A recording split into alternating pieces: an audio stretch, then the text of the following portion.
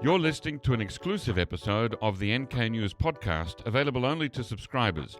You can listen to this and other episodes from your preferred podcast player by accessing the private podcast feed. For more detailed instructions, please see the step-by-step guide on the NK News website at nknews.org/private-feed.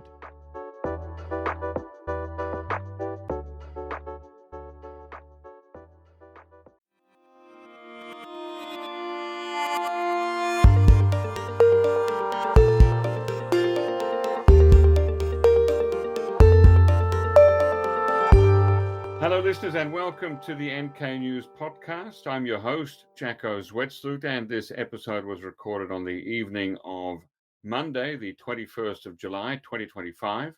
And I'm talking via StreamYard with my guest, first-time guest, Kornel Chang, who is Associate Professor of History and American Studies and also Chair of the History Department at Rutgers University-Newark, New Jersey.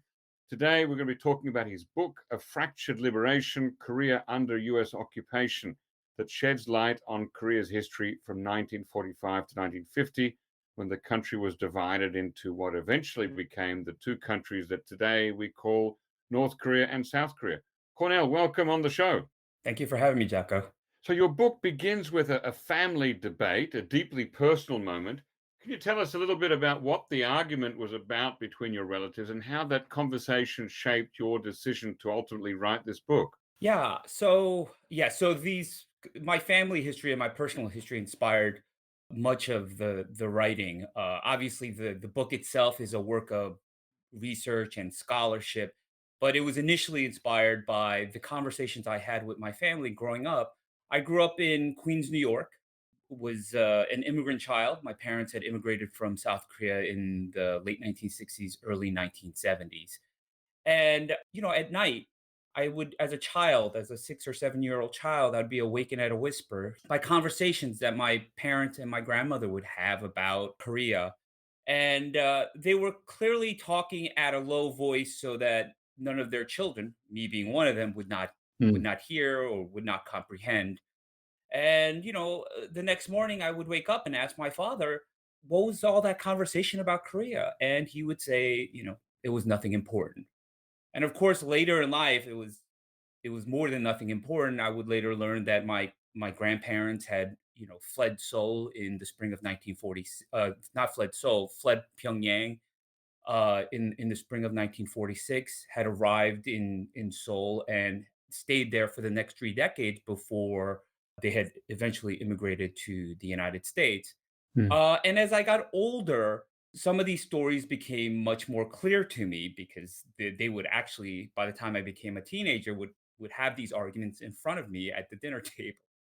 Mm. And when we would meet at my Kunapa's house, my oldest uncle's house, for our family gatherings, they would have debate. And the moment I remember is, if you recall, the summer of 1994, where there was a standoff between the United States and North and South Korea over North Korea's nuclear weapons program. And, it was all over the news. Anchors were talking about a possible Second World War and a possible, attack by the United States to destroy the weapons program and so forth.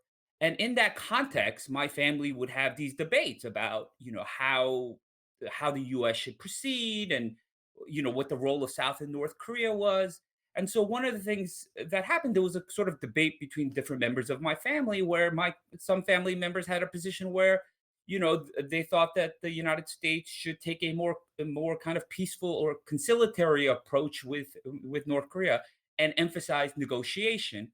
Whereas my Kanapa was not going to have any of it. He believed that you do not negotiate with what he calls a crazy regime, Mhm. and that the hardline policy that was being employed at the time, though it wasn't hardline all the way through. Obviously, there was negotiations at some point that thankfully ended in a more peaceful resolution. But at that moment, my Kanapa would always end the debate by saying, "Well, if it wasn't for the Americans, we'd all be living under the communists now."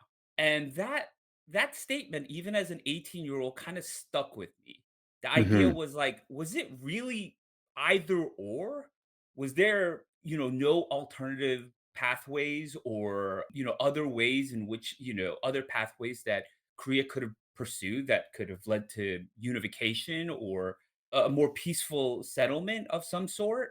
And so that stuck with me through college and then graduate school, where I was not a scholar of Korean history. I started off as a Mexicanist, and then moved to US history. So this is actually my second academic book. But the point Hmm. being that that's those family stories, those fragments that I heard Hmm. over time stayed with me. And at some point, throughout my career, I had it in my head that I wanted to write this book. Hmm. And that book I started to write and research that book about a month after I published the first book, and knew that, I was going to receive tenure and promotion. And then that book took me, which is the book that we're talking about now, took me 10 years. But its origins really can be traced back to these personal conversations that started at Yeah. 6, 7 year old, growing up in an immigrant household in Queens, New York. And then throughout, hearing small fragments. And then this book really is my attempt to put all the fragments together and try to kind of piece together a larger, wider, more coherent story. Now, Cornell, why did your family, you mentioned that your family came down to Seoul from Pyongyang, from the Soviet zone of occupation in spring of 1946. Why was that? Yeah, that's a good question. So this was on one side of my family, and one side of my family, my grandpa in particular on this side, came from, he told me, I had sort of interviewed him, not interviewed him, but just had a casual conversation about these things, where I asked, so why did you why did you leave Pyongyang in the spring of 1946? I knew at the time he himself was not a landowner. And then he said, using his a metaphor from his favorite sports. He used the baseball metaphor. He said, I had three strikes against me. The three strikes were: one, I was from a wealthy landowning family; two, he was a Christian, or he wasn't much of a Christian at the end of his life, but at the time, he was a self-professed Christian and he was part of a Christian family. And then I think finally, and maybe most importantly, he had worked for the colonial police. He was part of the colonial police force. Hmm. And at the time, I asked him why why he had worked as part of the colonial police, and he had said he did not want to be conscripted. He did not want to be drafted. So working for the colonial police was his way of avoiding conscription, and being sent abroad was his response.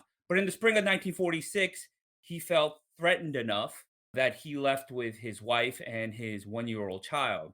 Now, I should be make it clear to the listeners that when he left at the time, he did not think this was forever. Hmm.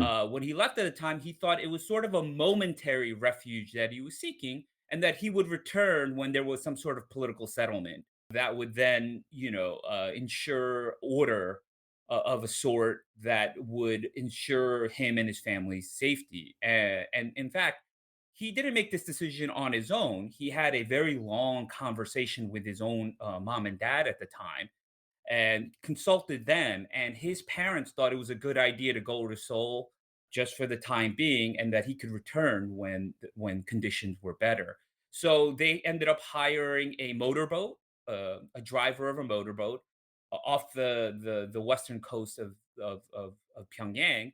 And in the middle of the night, drove them down to past the 38th parallel and dropped them off at the coast, not quite sure where. Might have been by Incheon, might have been closer to Seoul. But all I know is that they were dropped off by the coast, Hmm. and then they walked by foot to Seoul, where they spent the next 3 to 4 decades before they finally immigrated to the United States in the late 1980s. Now, in your book, you say that North Korea actually lost a significant proportion of its original population in a similar way, that people just got up and walked out, for either because they were Christians, or they came from a Japanese collaborator background, or because they had landowners in there. Either they owned land themselves, or they had landowners in their ancestors, right? That's right. So in the spring of 1946, my grandparents were part of a larger migratory movement. About 50,000 Koreans from the north moved to the south, many of them being from landowning families, and many of the landowning families also tended to be Christian affiliated. At the time, Pyongyang was considered the Jerusalem of the East, the most Christian city in all of East Asia. Yeah. It's hard to believe at this point, but it was the case in the 1940s. And so they were part of a much larger movement, and that movement was sparked by the land reform, really, of the spring of 1946. In March 1946, the Northern People's Committee announces a land redistribution program that essentially redistributes both formerly Japanese-owned lands, and those they broke up the large Korean-owned estates. And at that point, the wealthy landowners their land holdings were reduced to, I forget the exact amount, but something in at least in the American square footage, around 12 acres of land, which Mm-hmm. was not nothing, to be fair, at the Mm. point, but it was a huge reduction Mm. to many of the largest landowners who had enormous estates. Yeah. So that is the kind of trigger and the prompt that sends many wealthier North Koreans from north to south in the spring of 1946. And then there's another large migratory movement from north to south in 1948. Curious to hear the rest? Become an NK News subscriber today for access to the full episode. Head to nknews.org/join for more information. If you're already a subscriber to NK News, you can listen to full episodes from your preferred podcast player by accessing the private podcast feed. For more detailed instructions, please see the step-by-step guide on the NK News website at nknews.org/private-feed.